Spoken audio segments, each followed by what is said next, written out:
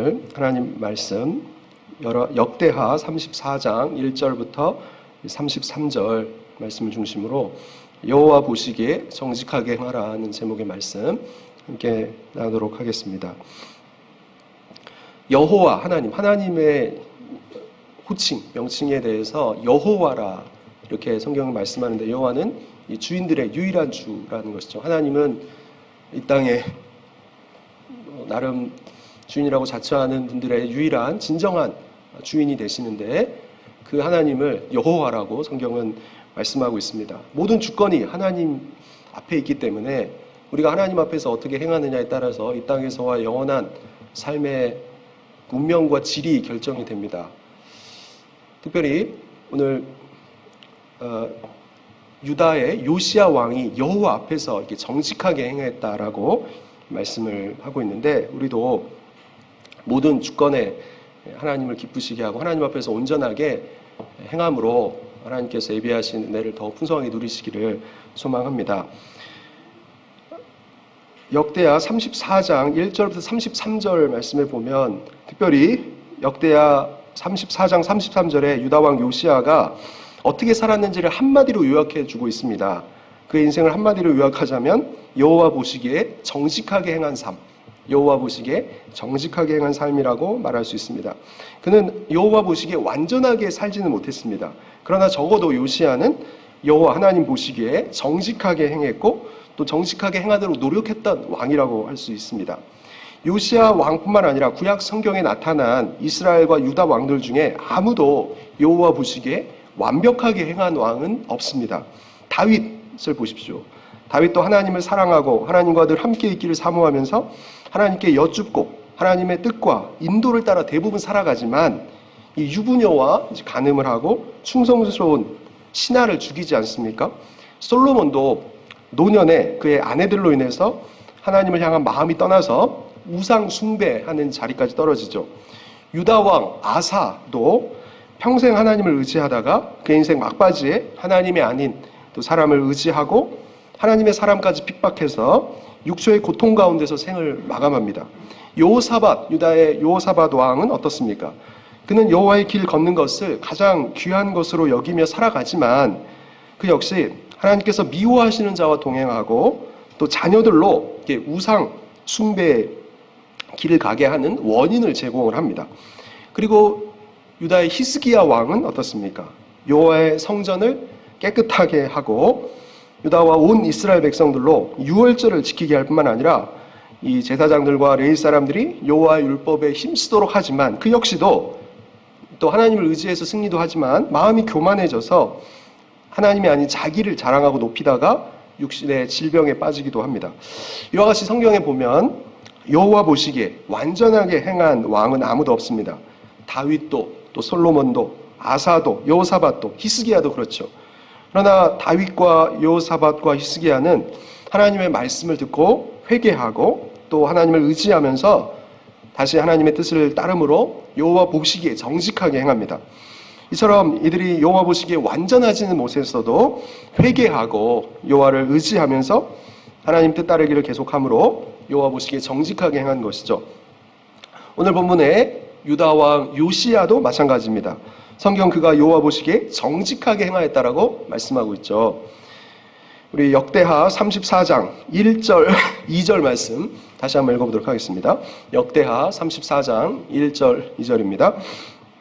요시야가 왕위에 오를 때 나이가 8세라 예루살렘에서 31년 동안 다스리며 여호와 보시기에 정직하게 행하여 그의 조상 다윗의 길로 걸으며 좌우로 치우치지 아니하고.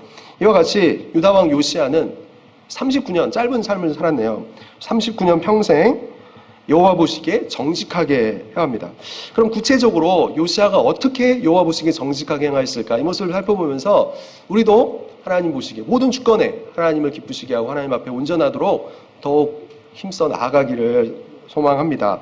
첫 번째로 요시야는 첫 번째로 회개함으로 여호와 보시기에 정직하게 행합니다. 오늘 본문 역대하 34장에 보면 요시야는 26세에 성전을 수리를 해요. 8살에 왕이 돼가지고 16세 때부터 기도를 하고 20세가 돼서 온 백성으로 우상숭배에 제해서 떠나게 할 뿐만 아니라 이제 26살이 돼서 그가 무엇을 하냐? 여호와의 성전을 수리하게 됩니다. 그의 증조 할아버지가 히스기야거든요. 근데 히스기야가 무너진 성전을 복원해 놓은 거를 그의 할아버지 므낫세, 그의 아버지 아몬이 다시 성전을 더럽혀 놓고 망가뜨려 놨기 때문에 그가 26살에 하나님의 말씀을 보면서 성전을 수리하기 시작한 거죠. 예, 요시야는 신하들을 보내서 백성들이 헌금한 돈으로 여호와의 성전을 이게 수리하게 합니다. 이때 대제사장 hil기야라는 사람이 성전에서 모세가 전한 여호와의 율법책을 발견하게 됩니다. 이렇게 대제사장이 이 발견한 율법책을 왕의 신하 서기관 사반이 가져다가 히스기야 왕 앞에서 율법책을 읽어줘요. 이때 요시야가 어떤 태도를 취하는가? 역대하 34장 19절에 나와 있는데요. 우리 혹시 성경 볼 수 있으면 한번 34장 바로 옆에 있으니까요. 역대하 34장 19절 말씀 한번 읽겠습니다.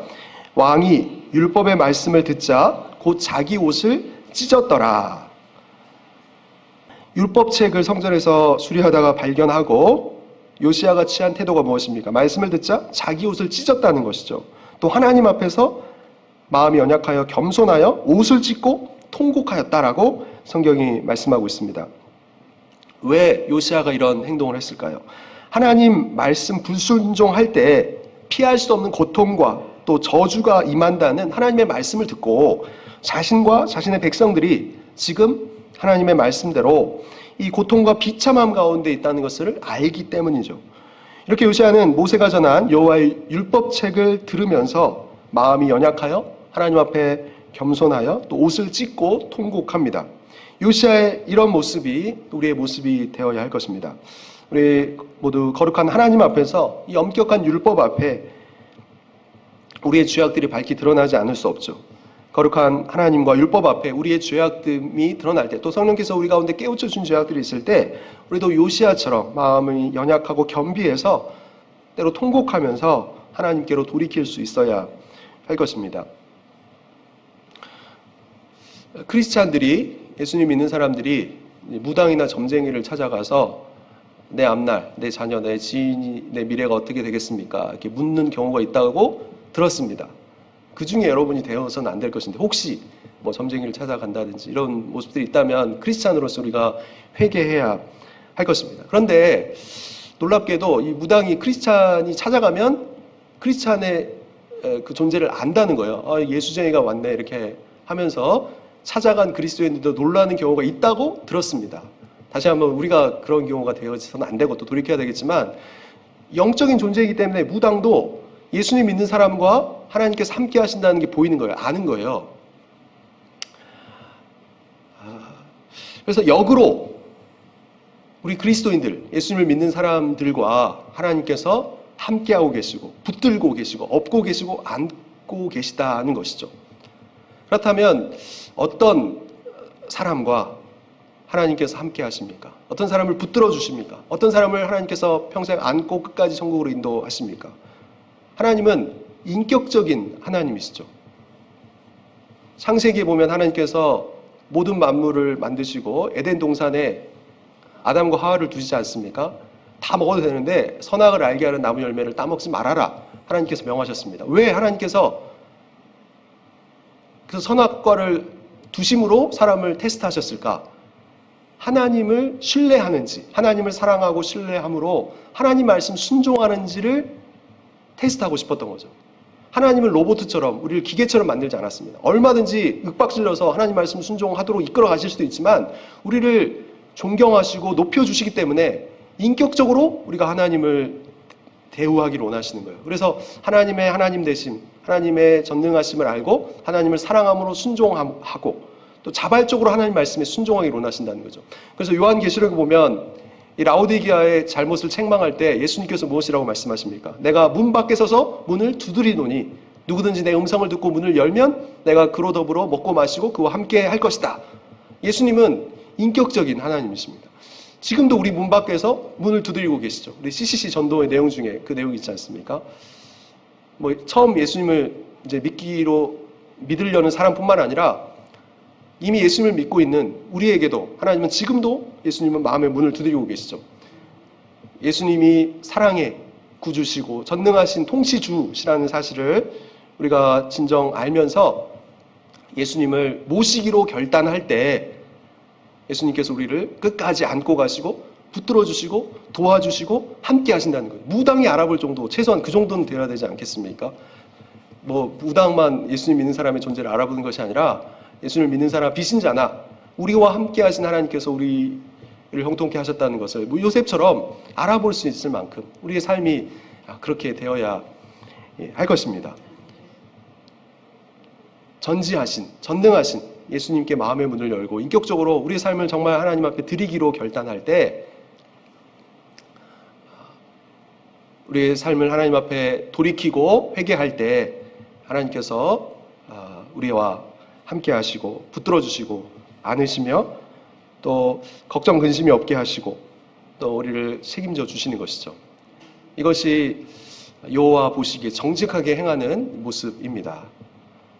예수님께 마음의 문을 열고 따르기로 결단하고 또 불순종하는 모습이 있을 때 끊임없이 돌이킬 때 이러한 회개가 하나님 보시기에 정직하게 행하는 모습이고 요시아 같은 모습인 것이죠.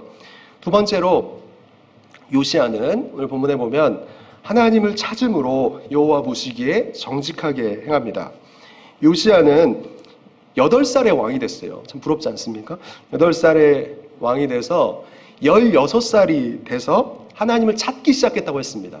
저도 하나님의 은혜로 이제 중학교 3학년 때 예수님을 이렇게 영접했는데 뭐 기도회를 통해서 수련회 준비하면서 예배 중에 이렇게 하나님 만나주셔서 그때 간절히 하나님을 찾았던 것 같아요. 근데 요시아도 이 16살 때 하나님을 찾기 시작했습니다. 근데 이렇게 여호와를 요시아처럼 찾는 것이 하나님 보시기에 정직하게 행하는, 하나님 보시기에 온전하게 행하는 모습이라는 것이죠. 앞서 말씀드린 그 유다와 이스라엘의 왕들을 보십시오. 하나같이 방심하며 깨어 있지 못하고 교만할 때 하나님 앞에 범죄해서 고통에 빠지지 않습니까? 역사는 이렇게 우리 인간의 본성을 적나라하게 지속적으로 확실하게 보여주고 있습니다. 하나님을 의지하지 않고는, 하나님의 도우심이 없으면 쉽게 교만해지고 하나님의 뜻을 행할 수 없고 또 고통과 나락으로 떨어질 수밖에 없다는 사실을 이 역사는, 성경은 보여주고 있는 것이죠. 그러므로 우리는 역사 속에서 특별히 유다와 이스라엘 왕들의 모습에서 오늘 본문의 요시아를 통해서도 교훈을 얻어야 할 것입니다. 16살 때부터 이미 그 나이가 지났다면 그 이후라도 지금이라도 우리도 하나님을 요시아처럼 찾아야 할 것입니다. 계속 하나님을 의지하기를 멈추지 않아야 하죠. 육신의 원대로 살고자 하는 본성을 이기고 또 하나님의 뜻을 깨닫고 그 뜻을 행하기 위해서라도 또 마땅히 은혜 받은 하나님의 백성답게 살기 위해서라도 또 하나님께서 주신 복을 누리고 나눠주기 위해서라도 우리는 계속해서 하나님을 의지하고 기도해야 할 것입니다. 우리의 지혜와 능력으로는 되지 않지만 우리가 계속 쉬지 않고 하나님을 바랄 때, 하나님을 의지하는 자리에 있을 때 하나님께서 주시는 또 지혜와 능력으로 우리가 주 안에서 범사가 잘 되고 또 다른 이들을 참으로 이렇게 복되게 할 수 있을 것입니다. 유다 왕들 중에 하나님을 의지했던 그 왕이 있습니다. 그리고 하나님을 의지하지 않았을 때 또 실패했던 그 모습을 그 왕이 보여주고 있는데요. 그 왕은 히스기야 왕입니다. 2번 정도 히스기야가 하나님을 의지함으로 승리를 했고 또 2번 정도는 또 하나님의 그 징계를 받는 사건이 열왕기하에 보면 기록되어 있는데요. 우선 히스기야가 아수르 세계 강대국이 쳐들어올 때 애굽을 의지하고 하나님을 의지하지 않습니다. 당시 이제 BC 722년에 북이스라엘이 아수르에 의해서 멸망을 했거든요. 그러니까 이 히스기야 입장에서는 남유다 자신의 왕국도 어려움에 처하니까 이제 강대국 그 아수르와 싸울 만한 힘이 없다고 생각하니까 이웃나라 이집트를 의지하게 됩니다. 그런데 결국 이집트가 도움을 주지 못하고 아수르에게 조공을 바칠 만한 상황이 될 수밖에 없는 거죠. 그리고 두 번째, 이제 아수르가 남유다를 침공을 합니다. 이때 히스기야가 이번에는 이집트를 의지하지 않고 선지자 이사야를 찾아갑니다. 이사야에게 어떻게 하면 좋겠습니까? 도움을 구하죠. 그랬을 때 이사야가 하나님께서 승리하게 하실 것이다 라고 말씀하시고 결국 하나님께서 하루아침에 아수르 군대 18만 5천 명을 무찌르십니다. 이게 어떻게 가능하겠습니까? 18만 5천 명의 군대를 하루아침에 하나님께서 아수르 군대를 물리치시면서 하나님을 의지하는, 하나님을 찾았던 히스기야에게 승리를 주셨다는 것이죠. 그 이후에 히스기야는 또 한 번의 위기가 찾아옵니다. 그가 육신에 병이 들어가지고 이제 죽을 것이라고 이사야 선지자로부터 하나님 말씀을 들어요. 그가 얼굴을 벽으로 향하고, 이제 이집트도 아니고 뭐 다른 어떤 사람도 아니고 하나님만 의지하겠다는 자세로 하나님 앞에 통곡하며 기도합니다. 내가 하나님 앞에서 온전하게 정직하게 행하지 않았습니까? 하나님 기억해 주십시오. 통곡하며 기도를 해요. 그때 하나님께서 이사야 선지자를 통해서 말씀하십니다. 너의 통함을 들었기 때문에 내가 15년을 연장시켜 줄 것이다. 그러면서 한 가지 표적을 주십니다. 해 그림자가 뒤로 15도가 가는 그 표적을 주시면서 이사야가 확실하게 하나님의 은혜로 낫게 된다는 것을 보증해 주신 것이죠. 히스기야는 이처럼 자신의 육신의 병이 들었을 때 하나님의 의지함으로 병에서 고침을 받게 되었고, 또 아수르 군대와 싸울 때 하나님의 도우심으로 18만 5천 명을 무찌르는 그 하나님의 기적을 보았습니다. 우리 인생에도 때로 이와 같은 하나님의 전능하신 그 역사하심과 도우심이 경험되어야 하지 않겠습니까? 이집트를 의지할 때는 실패했어요. 그 이후에 히스기야는 이제 하나님께서 고쳐주셨으니까 병도 낫고 또 가진 것도 많으니까 이 바벨론의 왕의 사신이 왔을 때 그 무기 창고와 그 문을, 왕궁의 그 문을 보여줍니다.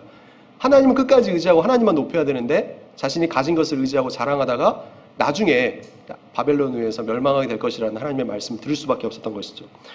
성경은 무엇을 말씀합니까? 하나님을 이렇게 의지할 때 하나님의 초자연적인 기적과 능력으로 우리가 늘 승리할 수 있지만, 자신을 자랑하고 다른 것을 의지하고 하나님께 나오지 않을 때 이건 실패와 징계밖에 없다고 성경이 말씀하고 있죠.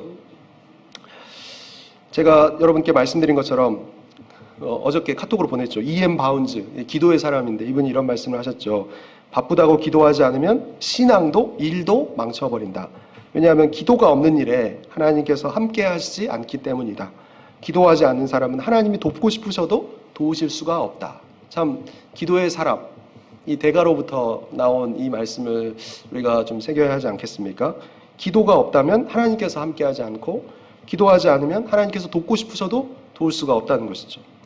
마지막으로 야곱의 삶을 좀 살펴보기 원합니다. 야곱이 형 에서로부터 이제 장자권을 이제 팥죽으로 산 다음에 어쩔 수 없이 도피하여 외삼촌의 집에 가죠. 근데 하나님께서 다시 은혜를 베푸셔서 와이프를 4명이나 얻고 자녀들도 12명이나 얻어가지고 다시 고향으로 오게 됩니다. 그런데 야곱이 너무 두려운 거예요. 형이 자기를 죽일 것 같은 이 불안함, 그런 예감이 오는 거죠. 그랬을 때 그가 야복 나루에서 하나님만 의지하고 기도합니다. 하나님께서 나를 복주지 않으시면 내가 이 자리를 떠나지 않겠습니다. 그랬을 때 하나님께서 그의 환도뼈를 치셔가지고 이제 절뚝거리는 상황이 되자 그래서 형이 그걸 보고 불쌍히 여겨서 이제 야곱을 용납해 주는 것이죠. 이게 우연찮은 결과겠습니까? 하나님을 의지함으로 하나님께서 야곱에게 은혜를 주셔서 고향으로 돌아오게 된 것이 아니겠습니까? 그처럼 우리가 하나님을 의지하며 사는 것이 하나님 앞에서 온전하게 또 정직한 모습으로 살아가는 모습이라는 것이죠. 개인의 어려움들이 여러분에게는 없습니까? 우리 교회도 저 어떻게 나아가야 될지 제가 다른 어떤 시기보다 더 절박하게 하나님께 매달리면서 좀 기도를 하고 있습니다. 하나님의 인도를 따라 우리가 나아갈 때 우리가 주 안에서 강건하고 형통하며 또 많은 일을 복되게 하고 또 하나님 앞에 또 큰 영광 돌리는 승리의 삶이 됐을 줄 믿습니다. 이 2가지를 말씀드렸습니다. 회개하는 것 그리고 기도하는 것, 이것이 하나님 앞에서 온전하게 행하는 모습이다. 그리고 3번째, 요시야는 하나님의 계획, 예언을 이룸으로 또 하나님 앞에서 온전하게 행합니다. 열왕기상 13장 1절과 2절에 보면은 북이스라엘의 초대 왕이었던 그 여로보암이 제단 앞에서 분향을 하는 내용이 나옵니다. 그때 하나님의 사람이 이 제단을 향해서 예언을 하는데요. 요시야라고 하는 사람이 그 여로보암 왕이 분향하는 그 제단 위에서 사람의 뼈를 사를 것이다. 이렇게 예언을 합니다. 그런데 요시야가 하나님의 말씀을 보면서 또 하나님의 사람이 예언한 대로 무덤에서 그 제사장들의 뼈를 추려서 제단 위에 뼈를 불사릅니다. 하나님의 예언을 성취함으로 요시야가 하나님 앞에서 온전하게 했다는 것이죠. 우리도 하나님의 계획과 뜻을 이루는 삶이 되어야 합니다. 저를 한번 따라 보겠습니다. 하나님의 계획과 뜻을 이룹시다. 우리 각자를 향한, 우리 교회를 향한, 우리 가정을 향한 하나님의 계획과 뜻이 있습니다. 베드로에게 하나님께서 승천하시기 직전에 찾아오셔서 이런 말씀을 하셨죠. 네가 그동안 네가 원하는 대로 다녔지만 앞으로는 다른 사람이 내게 띠를 띄우고 원하는 대로 이끌어 갈 것이다. 이후에 베드로는 이제 회개하고 기도함으로 성령의 충만함을 받아서 오순절날 성령을 내리게 하는 통로가 되게 해서 교회를 태동하게 하는 주요 인물이 되었고, 또 이방인 고넬료의 가정에 오순절 제2의 성령 강림을 경험하게 하는 역할을 하였고, 죽은 자를 살림으로 하나님의 계획과 예언을 이루는 삶을 살았습니다. 예수님께서 겟세마네 기도에서 무엇이라고 기도하십니까? 나의 원대로 마옵시고 아버지의 원대로 뜻대로 이루어지기를 원합니다. 이렇게 기도하시면서 예수님의 죽으심으로 지금도 하나님의 은혜로 우리가 예수님 안에서 구원받는 일들이 이루어지지 않습니까? 초대교회 보면 예수님께서 초대교회가 시작되기 전에 승천하기 직전에 무엇이라고 말씀하셨습니까? 너희가 몇 날이 못 돼서 성령으로 세례를 받을 것이다. 성령이 임하면 너희가 권능을 받고 예루살렘과 온 유대와 사마리아와 땅끝까지 내 증인이 될 것이다. 이렇게 예수님께서 승천하기 직전에 이 말씀을 하셨죠. 성령이 임하시면 너희가 온 곳곳에 나가서 나의 증인이 될 것이라 말씀하셨는데, 초대교회가 태동하고 나서 유대인들이, 예수님을 믿는 사람들이 다른 지역으로 갈 생각을 안 했어요. 그런데 하나님께서 핍박을 예루살렘 교회에 내리심으로 빌립 집사님을 통한 많은 그리스도인들이 이 사마리아와 유대 땅끝까지 이뤄서 복음을 전하게 됩니다. 그래서 사마리아에도 복음이 증거될 것이라는 예언이 이 빌립 전도자, 이 빌립 집사를 통해서 성취되게 된 것이죠. 이렇게 베드로도 그렇고 예수님도 그렇고 또 빌립도 그렇고 하나님의 계획과 뜻을 이루는 삶을 살았습니다. 하나님의 뜻과 계획이 내 생각보다 훨씬 좋고 유익함을 우리가 무엇보다 신뢰할 수 있어야 합니다. 그리고 보통 하나님의 계획은 하나님께서 고난을 주시고 또 우리 입장에서는 하나님께 기도를 통해 나아갈 때 이루어지는 경우가 참 많이 있습니다. 성경의 사건 인물들을 좀 말씀을 드렸는데, 한나라는 여인도 마찬가지 아닙니까? 자녀가 없어서 하나님 앞에 기도했는데 하나님께서 사무엘이라는 자녀를 주시기 위해서 돌이켜보면 그 자녀가 없는 고통을 그에게 오랫동안 허락하신 거죠. 그래서 그 고난을 하나님께서 주셨을 때 그가 기도로 반응함으로 이제 하나님께서 주신 그 자녀를 낳음으로 하나님의 뜻을 이루게 되는 것을 보게 됩니다. CCC 전도 그 내용 중에 하나님은 당신을 사랑하시며 당신을 향한 놀라운 계획을 갖고 계십니다. 이런 문구가 있습니다. 그렇다면 여러분을 향한 하나님의 계획, 여러분은 알고 계십니까? 저는 이번 주간에 좀 기도를 하다가 나를 향한, 우리 교회를 향한 하나님의 계획은 이것이구나 라는 것을 좀 다시 한번 좀 알게 됐습니다. 근데 굉장히 두렵더라고요. 그 하나님의 계획을 이루기 위해서는 또 쉼없이 기도하지 않고는 결코 이룰 수 없는 것이기 때문에, 또 많은 고통과 혼란과 어려움이 기다리고 있는 것이기 때문에 기도하면서 그 하나님의 계획을 발견하고 굉장히 두렵기도 하면서 하나님을 계속 간절히 좀 의지하고 있습니다. 하나님께서는 하나님의 뜻을 이루시기 위해서 고난을 허락하십니다. 이 고난을 통해서 하나님께 간절히 나오게 하시고 또 기도하는 우리를 통해서 하나님의 뜻이 온전히 이루어지게 하시는 것이죠. 그렇기 때문에 우리는 쉬지 말고 계속 기도함으로 또 하나님의 뜻을 확인하고 요시야처럼 하나님의 뜻이 우리 가운데 이루어져서 하나님께서 영광을 받으시도록 하는 삶으로 나아가야 될 줄로 믿습니다. 그리고 마지막으로 요시야는 백성들로 하여금 하나님을 섬기게 함으로 하나님 앞에서 온전하게 행합니다. 하나님의 율법을 발견하고 첫 번째로 그가 회개하고 통곡했죠. 두 번째로 그가 16살 때부터 하나님을 찾았죠. 세 번째로 여로보암 왕을 통해 여로보암 왕의 통치 때 예언했던 선지자의 그 예언을 이루도록 하기 위해서 그 제단 위에 그 뼈를 불사르는 일을 함으로 하나님의 뜻을 이루었습니다. 그가 이렇게 하나님 앞에서 온전하게 행했는데 마지막으로 요시야는 백성들로 하여금 하나님을 섬기게 함으로 하나님 앞에서 온전하게 행합니다. 역대하 34장 3절 후반절 우리가 그 말씀을 읽었는데 우리 한 번 더 읽어볼까요? 역대하 34장 3절 말씀만 다시 한번 읽어보도록 하겠습니다. 역대하 34장 3절입니다. 아직도 어렸을 때 곧 왕이 있는 지 8년에 그의 조상 다윗의 하나님을 비로소 찾고 제12년에 유다와 예루살렘을 비로소 정결하게 하여 그 산당들과 아세라 목상들과 아로새긴 우상들과 부어 만든 우상들을 제거하여 버리매. 아멘. 이렇게 역대하 34장 3절 말씀처럼 요시야 왕은 온 유다와 이스라엘 곳곳을 다니면서 우상을 제거합니다.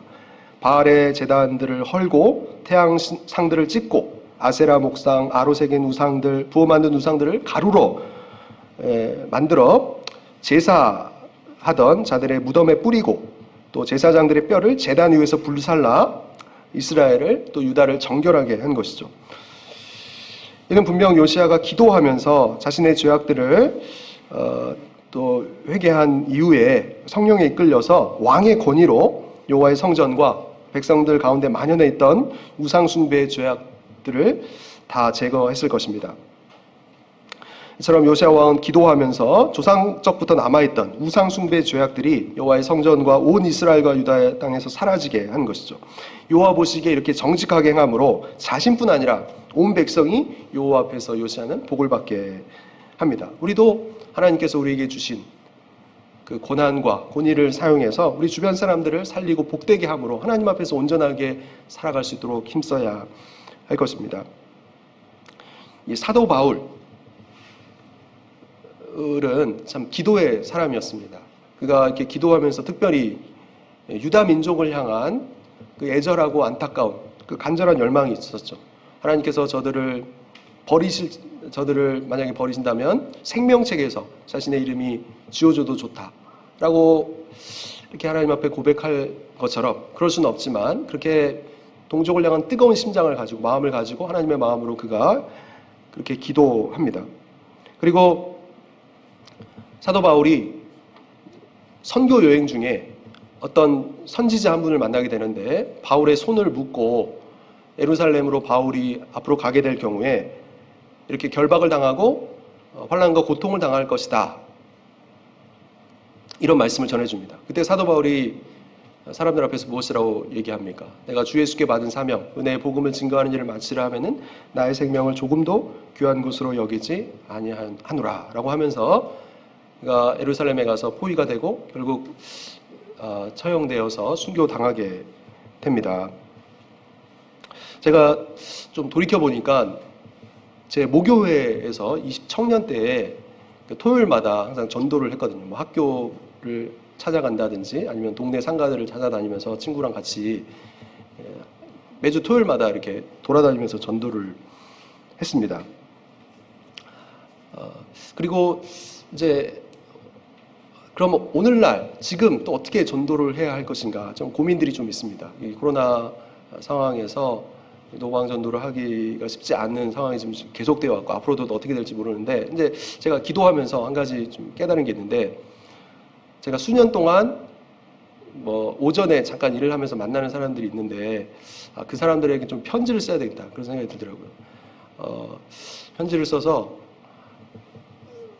이제 만날 때마다 사실 여러분들을 위해서 기도하고 있는데 기도 제목이 뭐냐 이렇게 물어보고 이제 그분이 뭐 얘기를 할지 아니면 그냥 욕을 할지 기도 제목을 알려주지는 않을 수 없지만 어떻게 해서는 계속 기도할 수밖에 없거든요. 만나는 사람들마다 기도하잖아요. 그래서 또 하나님께서 그런 마음을 부어주셔서 기도 제목을 이렇게 간접적으로 물어봐서 기도를 하고 또 때가 돼서 선물도 주면서 뭐 가까운 교회를 가라고 하든지 우리 교회 오라고 하든지 이렇게 전도를 하면 좋겠다. 그런 마음을 하나님께서 주시더라고요.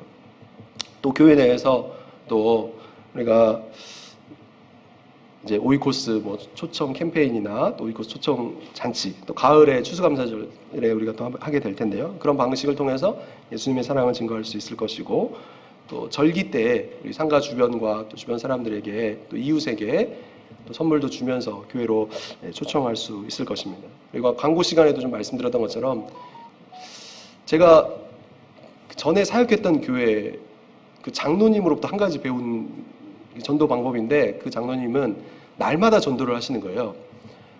그래서 주일에는 전교인이 모여서, 물론 항상 하는 거 아닌데 뭐 한 달에 한 번든지 뭐 절기별로 하든지 주일에도 전도를 하고, 토요일마다 남전도회가 교회 곳곳에 흩어져서 전도를 하고, 또 화요일부터 금요일까지는 여전도회가 또 흩어져가지고 날마다 쉬지 않고 이렇게 복음을 전하더라고요.